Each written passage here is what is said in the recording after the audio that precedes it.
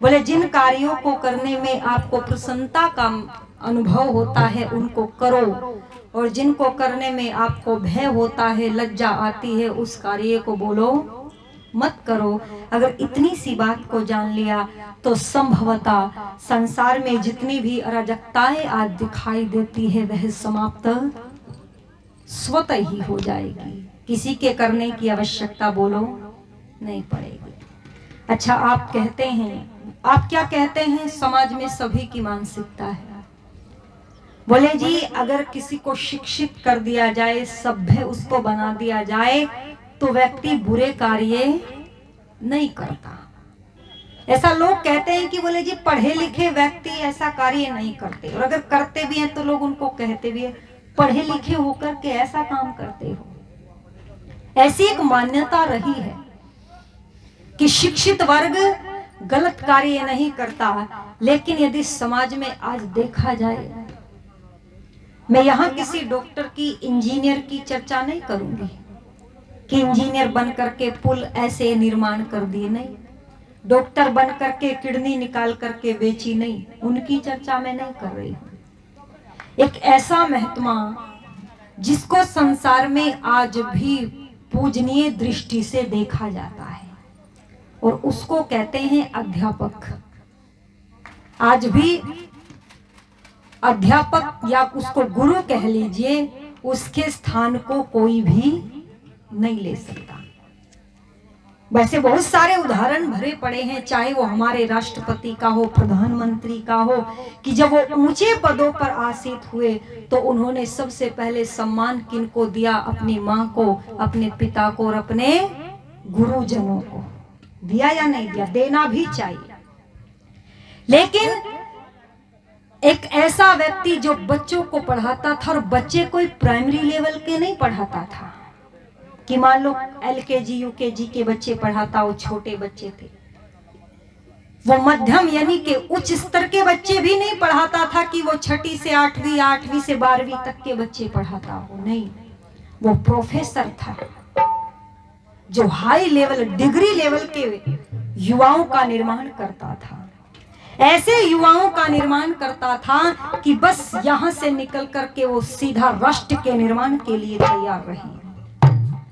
और ऐसा व्यक्ति एक दिन अपनी मां को छत पर ले जाकर के बहाने से और तीसरी चौथी मंजिल से धक्का देकर के गिराया।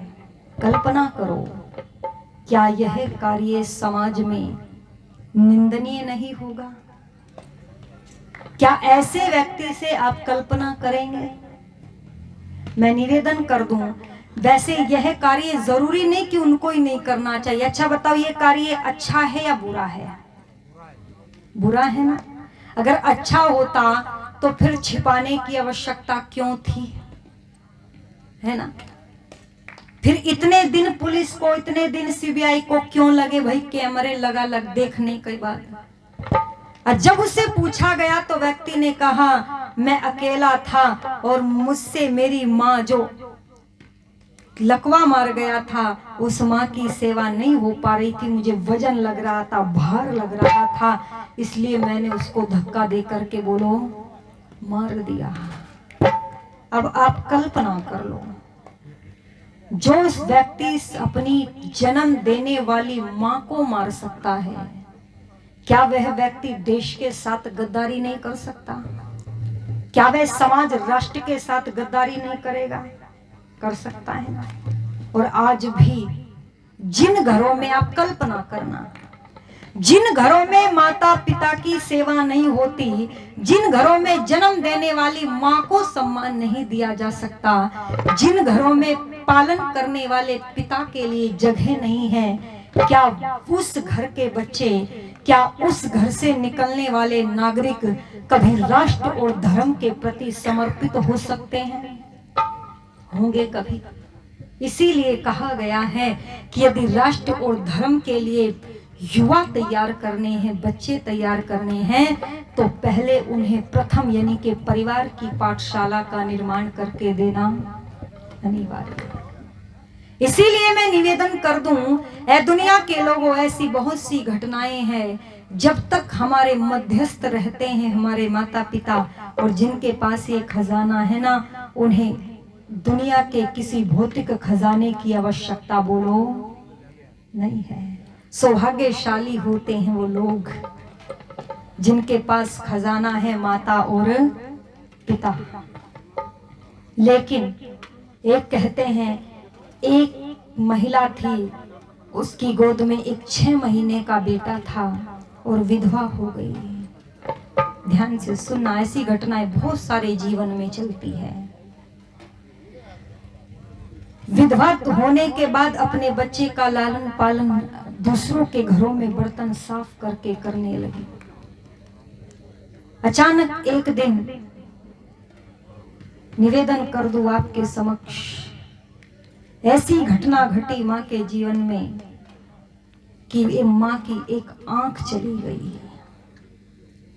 एक ही आंख बची। और आप जानते हैं बच्चे छोटे होते हैं, उनको जानकारी नहीं होती। जब उस विधवा और एक आंख वाली महिला का बच्चा स्कूल में जाता था तो पड़ोस के बच्चे, स्कूल के बच्चे उस बालक को कानी का बेटा कहा करते थे, चिढ़ाते थे। अभी जो ये बालक था, इसको घृणा उन बच्चों से नहीं हुई, बल्कि इसने मां से घृणा कर ली। बोला मुझे अपनी इस मां की वजह से बहुत कुछ सुनना पड़ता है। और मेरी बहनों, दुनिया के लोगों, बच्चा बड़ा होता चला गया, नफरत भी बड़ी होती चली गई। और एक दिन इतनी नफरत बढ़ी कि शादी करके और अच्छी सर्विस पा करके माँ को उस पुराने से कमरे में छोड़ करके बच्चा जाकर के जवान हो गया। अब तो सरकारी कोठी में रहने लगा, पर माँ को नहीं लेकर के गया। पर माँ तो माँ होती है, इनकी तो बद्दुआ भी आशीर्वाद के तुल्य होती है, ये बद्दुआ देती ही नहीं है। निवेदन कर दूं, माँ की इच्छा हुई अपने बेटे से मिलने के लिए, पहुंच गई। दरवाजे पर गार्ड बैठा हुआ है। गार्ड से जाकर के कहा, फला नाम की स्त्री मिलने आई है, अपने साहब से जाकर के कहो।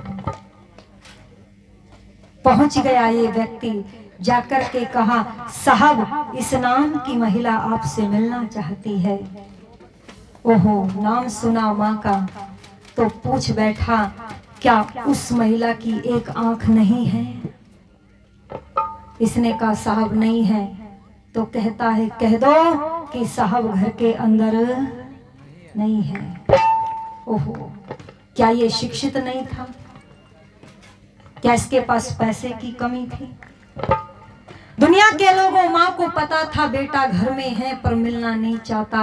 आहा, आज तो टूट करके बिखर गई माँ। जैसे ही अपने बेटे से जो अंतिम आश लेकर के आई थी वो टूटी, माँ भी टूट गई। और जा रही थी, सड़क को पार करते हुए पीछे से एक गाड़ी आई और ना गाड़ी वाले ने ध्यान दिया, माँ का तो ध्यान ही नहीं था। टक्कर लगी और माँ वहीं पर मर गई। भीड़ इकट्ठा हो गई। जब भीड़ इकट्ठा हुई, थोड़ी देर बाद साहब गाड़ी में बैठ करके दफ्तर के लिए निकले। दरवाजे के सामने भीड़ लगी है, गाड़ी को रोका, रोक करके कहा, ये क्या हो गया, भीड़ क्यों है? लोगों ने कहा, सर एक बुढ़िया स्त्री को एक गाड़ी मार करके टक्कर चली गई है और वो सर से खून निकल रहा है, वो मर गई है।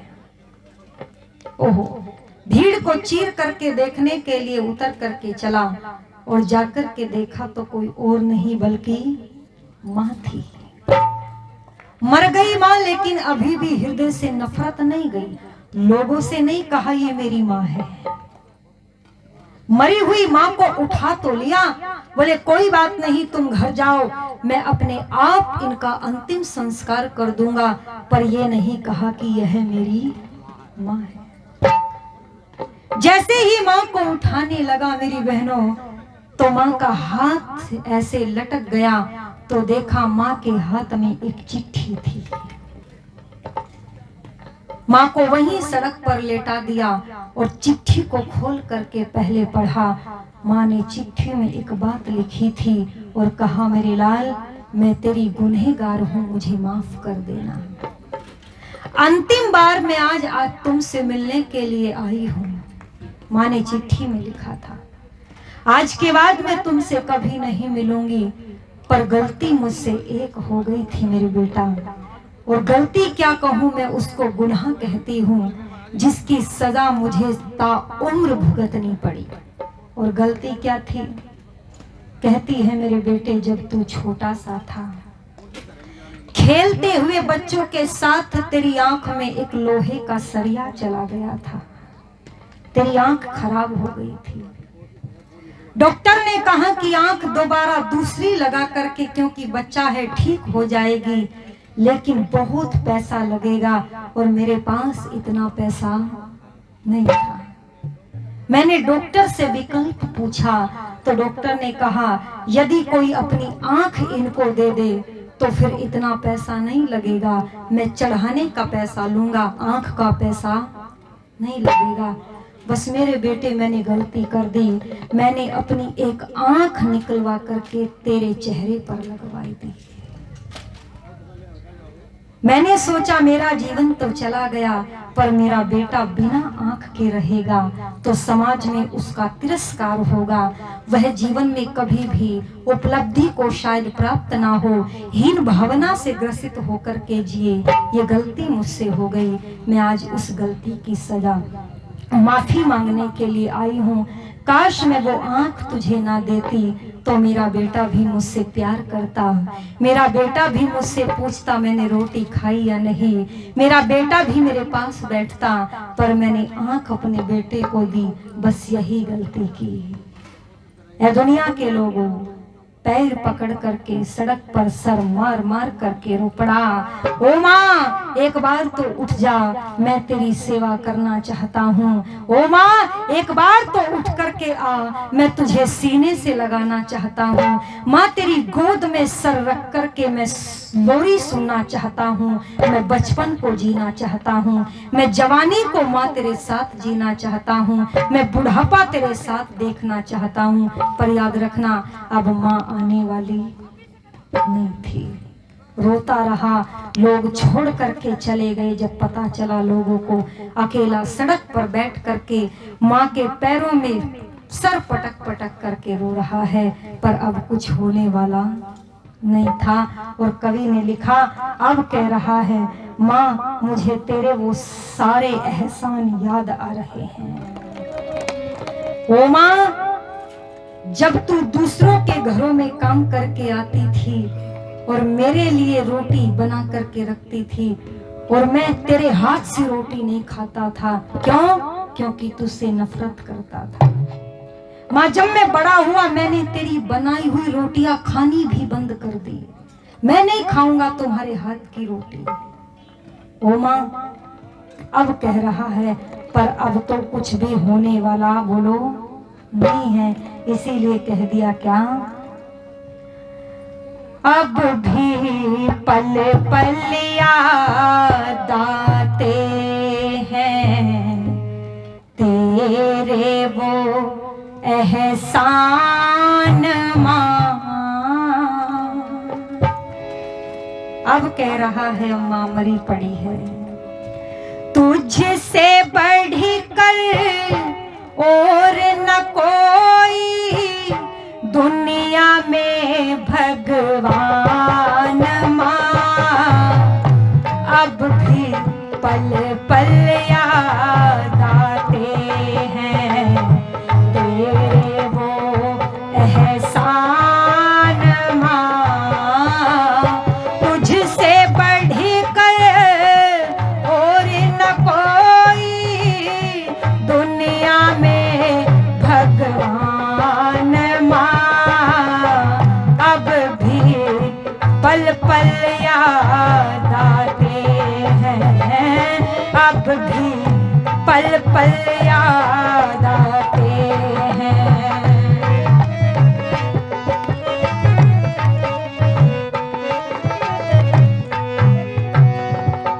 और क्या करती थी तू? मैं सो जाता था, क्योंकि जागते हुए तो मैं तुझे हाथ लगाने ही नहीं देता था, सोने के बाद मेरे क्या करती थी, बड़े प्यारे से दे थपकिया चल में सुलाती थी, बड़े प्यारे से दे थपकिया आंचल का दूध पिलाया माँ, भूख से ठंडा कर कर के रोटी का कोर खिलाया माँ, खुद गीले में सो कर के सूखे में मुझे सुलाया माँ, गा कर लोरी बाहों के पलने में मुझे झुलाया माँ, माँ के उपकारों को जो भूले, माँ के उपकारों को जो भूले वो भी क्या इंसान माँ, तुझसे बढ़कर और न कोई दुनिया में भगवान माँ, अब भी पल पल याद आते हैं।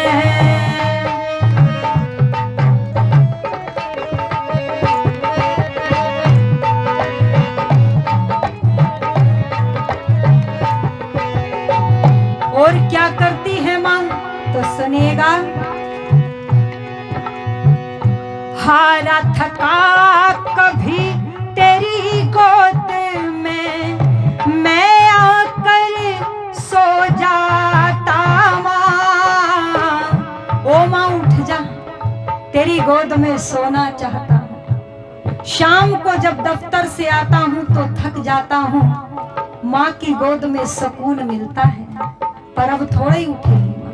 क्या कहता है, हारा थका जब कभी तेरी गोदी में सो जाता माँ, तेरे कंधे सर रख कर के दुखड़ा अपना रोता माँ, तेरे कंधे सर रख कर दुखड़ा अपना रोता माँ, टूटे सपनों की माला को फिर से पिरो लेता मैं माँ, टूटे सपनों की माला को फिर से पिरो लेता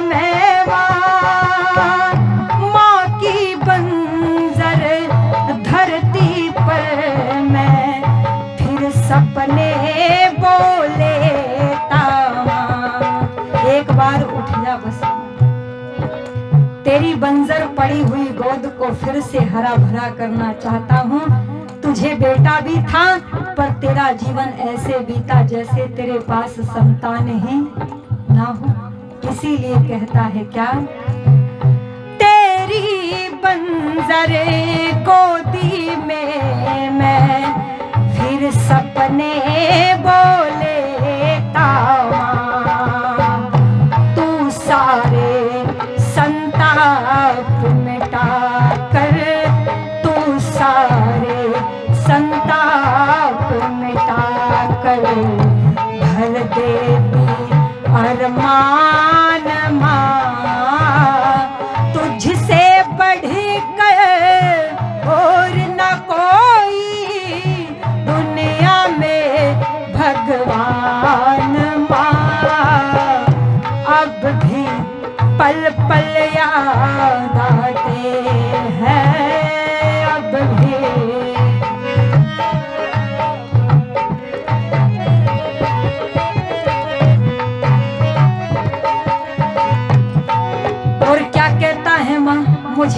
विश्वास है, मरने से पहले तूने क्या किया होगा।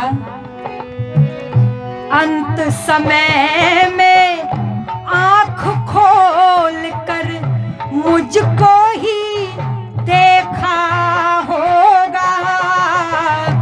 अंत समय में आंख खोल कर मुझको ही ढूंढा होगा। हर सूरत में मेरी सूरत को ही माँ खोजा होगा। माँ जब तुझे टक्कर लगी, ये भीड़ लगी होगी, तो प्रत्येक चेहरे को देख करके सोच रही होगी एक चेहरा मेरे बेटे का भी होगा। अंतिम समय में भी तू मेरा ही चेहरा देखना चाहती होगी माँ। और क्या कहता है, अंत समय में तूने प्रभु से ये ही मांगा होगा माँ। अंत समय में तूने प्रभु से और समय मांगा होगा। मेरा बेटा आता होगा। माँ तुझे विश्वास था मेरा बेटा आएगा। हो मेरा बेटा आता होगा, तूने यही सोचा होगा। मेरा बेटा आता होगा, तूने यही सोचा होगा। अंत समय में भी तुझको माँ मेरा रहा है ध्यान माँ। तुझसे बढ़कर और न कोई दुनिया में भगवान माँ। अब भी पल पल याद आते हैं।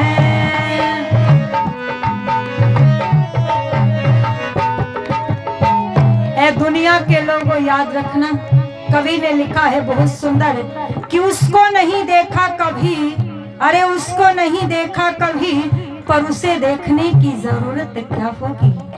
किसके लिए कहा, ईश्वर के लिए। उसको नहीं देखा कभी, पर उसे देखने की जरूरत क्या होगी। ऐ मां तेरी सूरत से बढ़कर भगवान की मूरत क्या होगी। इसीलिए कह दिया है क्या, माँ से बढ़कर दुनिया में कोई रिश्ता और नहीं होता। बिना स्वार्थ का रिश्ता यहाँ पर दूजा और नहीं होता। माँ की सेवा से बढ़कर कोई साधन और नहीं होता। माँ से बढ़े अनमोल रतन रे, माँ से बढ़ अनमोल रतन कोई जग में और नहीं होता। क्या सामर्थ्य है इस वाणी में, क्या सामर्थ्य है इस वाणी में, जो गा पाए गुणगान माँ। तुझसे बढ़कर और न कोई दुनिया में भगवान माँ। अब भी पल पल याद आते हैं, अब भी पल पल याद आते हैं। तुझसे वो एहसान माँ, तुझसे बढ़कर और न कोई दुनिया में मान माँ। अब भी पल पल याद आते हैं, अब भी पल पल याद अब भी पल पल